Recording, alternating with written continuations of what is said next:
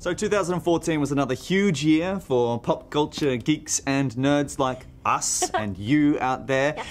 There was so much new TV, film, collectibles, comics. Excellent, yes. Yeah. Did you guys have any particular favourites you wanted to share with us? There was a lot that I really liked in 2000. There was a lot of TV shows that I really enjoyed. I think one of the surprises for me was actually How to Train Your Dragon 2. Yeah. Because sequels are often awful, especially animated sequels. I don't know why, but they are. Yeah. But I loved it. It was so good. And I know we didn't do a review on it, but go watch it. It's great. It's a buy.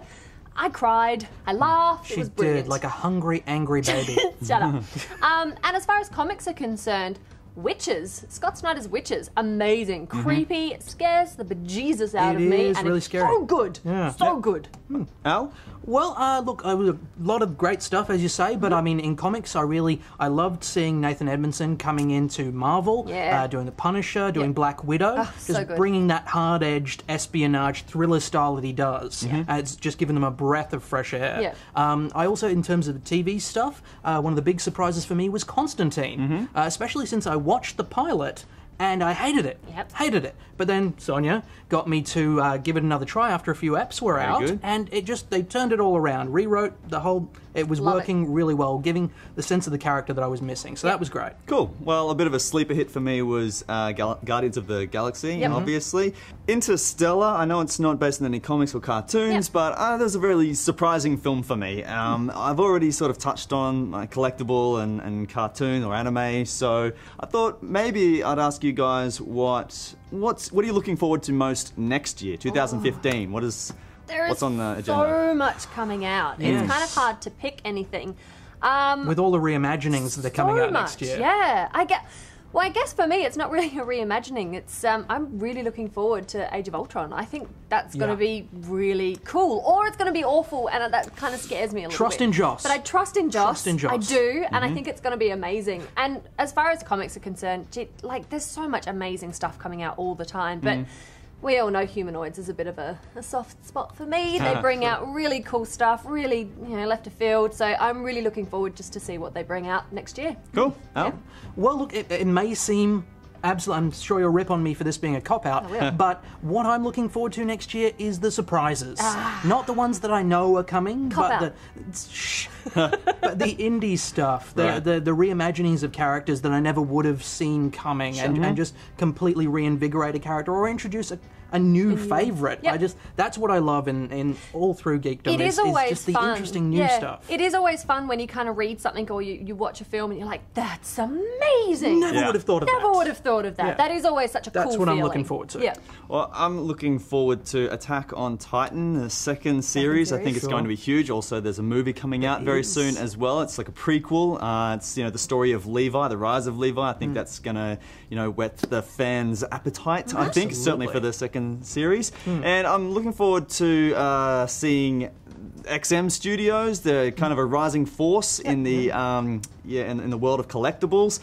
Even though their pre-orders sell out so fast and they're quite expensive, you should check out the Jean Grey, a Phoenix statue. It is incredible. Now, with all of this bombardment of pop culture and geekdom, do you think that we're in danger of of an overkill, of there being just too much on the plate, and we're full and we're sick of it, and we don't even want dessert? No, I couldn't. Not even a Thin Mint. No. Look, there is always that possibility. I mean, it happened when, I can't remember when it was, but there was so many disaster films. So many! Yeah. Just stop it! Stop ending the world! 2012. And I think we are probably getting to that point, especially with the new year. We've got reimaginings of old series. We've got Jurassic Park, Mad Max. So if they're done poorly, you're just going to have this swathe of fans just going, well, why did you even bother making it? That was terrible, and really slamming it. Because, look what we did to TMNT. Sure. Deservedly. Deservedly. But, I mean, 2014 had a lot to it as well, and I certainly am not fatigued yet. But I do think they're going to have to make better films and stronger characters to keep the audiences going back and paying the money to see the movies. And same with comic books. You have to keep raising the bar. Otherwise, you know, why would we bother reading anything new?